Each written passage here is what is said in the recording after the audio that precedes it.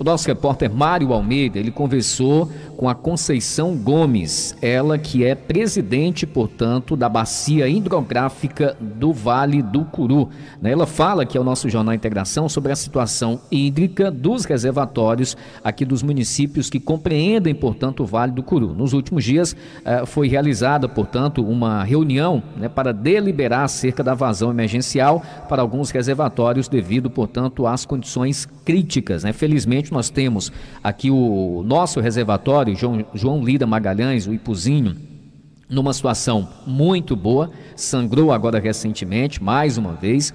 No entanto, a realidade de outros reservatórios aqui nessa nossa região é muito crítica, é muito preocupante. E a Conceição Gomes fala, então, ao nosso repórter Mário Almeida exatamente acerca dessas ações. Vamos conferir. Quem fala ao Jornal Integração da Rádio Atitude FM de Itapajé é a Conceição Gomes. Ela é a presidente da Bacia Hidrográfica do Curu, que no último dia 8 de fevereiro realizou uma importante reunião em Apuiarés. Conceição, nessa reunião acontecida há um mês atrás, o que ficou deliberado no que se refere a esse monitoramento constante feito na Bacia Hidrográfica do Curu? Boa tarde. Boa tarde, Mário. Boa tarde a todos os ouvintes da Rádio Atitude FM de Itapajé, Obrigada pelo convite. Como você falou, dia 8 de fevereiro aconteceu uma reunião aqui no município de Apuiarés, São Paulo Resíduos, onde foi encaminhado pelo Comitê de Bacias uma resolução da operação emergencial, que é 2023.1. E o que é essa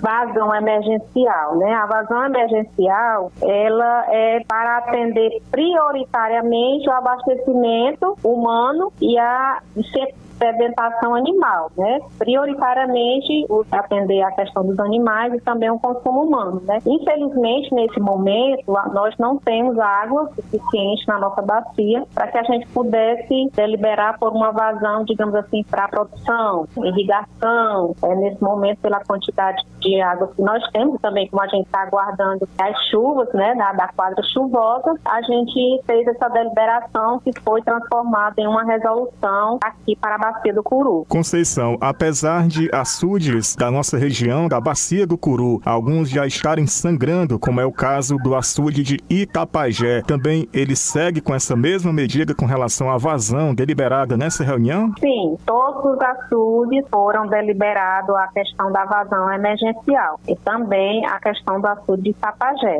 que hoje, ele, de acordo com a resolução, o açude de Itapajé ele está liberando 70 litros por segundo para o consumo humano. Isso porque no período de chuva também não há tanta necessidade de a gente conceder uma vazão maior, porque não há tanta necessidade também de irrigação. Depende muito da necessidade dos usuários daquele açude, E aí hoje a gente vê que essa vazão aqui, mesmo com o açude estando com 100% da sua capacidade, 70 litros por segundo seria o suficiente para a demanda dele atualmente, nesse momento. Conceição, essa operação que ficou então deliberado nessa reunião há um mês atrás com relação à vazão, ela teve início naquela mesma data e segue até junho? Isso, ela teve início no dia 8 de fevereiro e ela vai até o dia 30 de junho. Aí, dia 30 de junho, o comitê reúne todos os seus membros e vai fazer uma avaliação novamente, porque dependendo da quadra chuvosa, a gente vai ter aí uma nova avaliação de como é que está a recarga, nos principais açudes da bacia,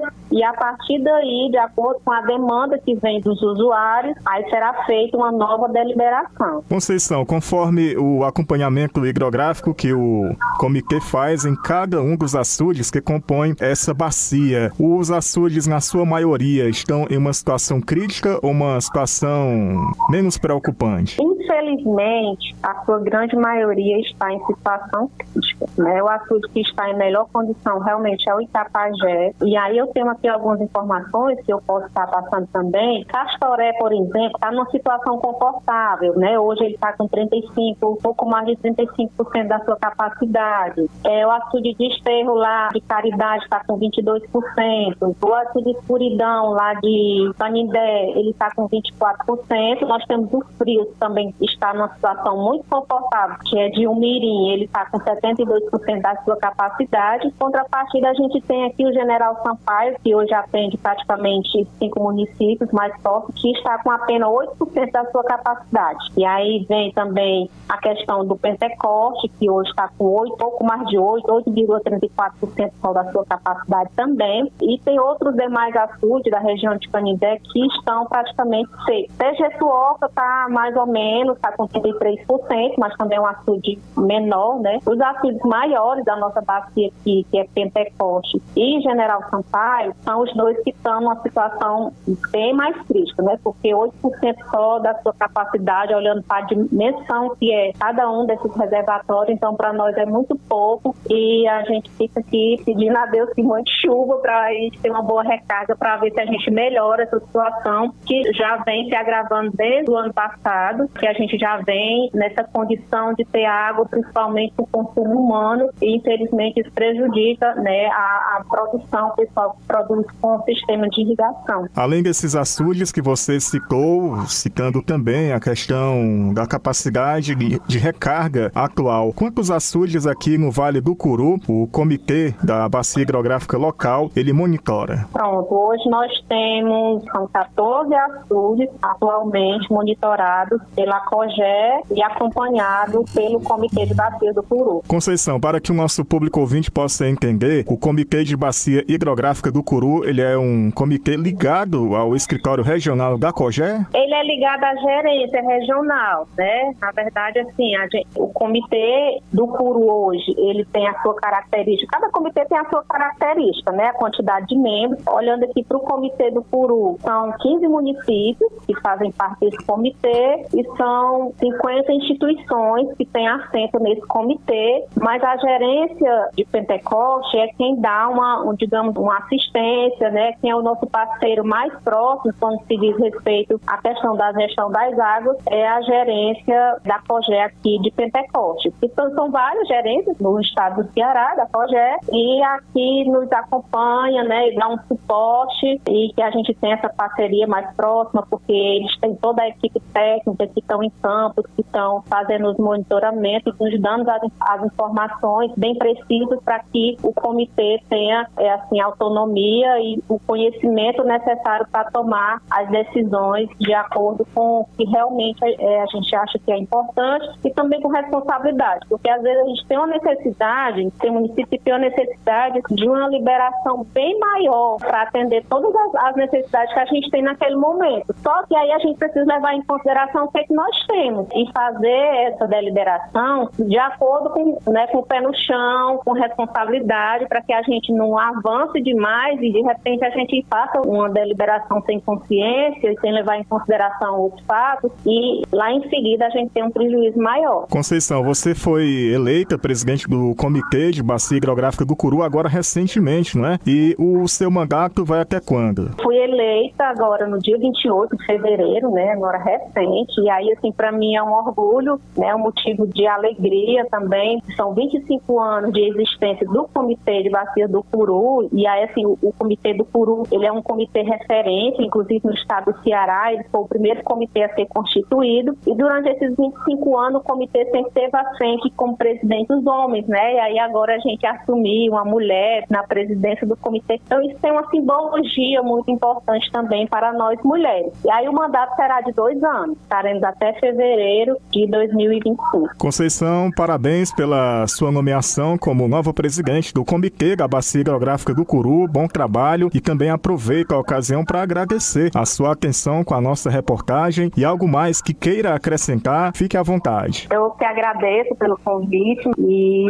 me coloco à disposição sempre que você achar necessário para coletar algumas informações em relação à gestão de recursos hídricos aqui do Comitê do Curu. E aí queria aproveitar que no mês de março a gente comemora também o Dia Mundial da Água, né? E nós, enquanto Comitê do Curu, vamos estar realizando no dia 21 um webinar, né? Um webinar que vai ser transmitido pelas redes sociais a partir de 9 horas da manhã. A gente vai ter a participação e vai ter trago também nesse momento algumas experiências de outros comitês existentes, não só aqui do estado do Ceará, mas de outros estados vão estar participando também, trazendo aqui as suas experiências. E a gente pede a população que cada vez mais cuide das águas, use a água com consciência. E aí a gente, infelizmente, está vivendo num momento de muita, digamos, degradação do meio ambiente. A questão do desmatamento influencia muito na questão, no que diz respeito às boas chuvas, né, os bons invernos, que a gente precisa sim trabalhar o desenvolvimento rural, o desenvolvimento econômico, mas que a gente precisa ter essa consciência, que a gente precisa pensar na sustentabilidade e também aproveitar que já a gente vai estar comemorando também a Semana das Árvores, né, junto com o governo do estado,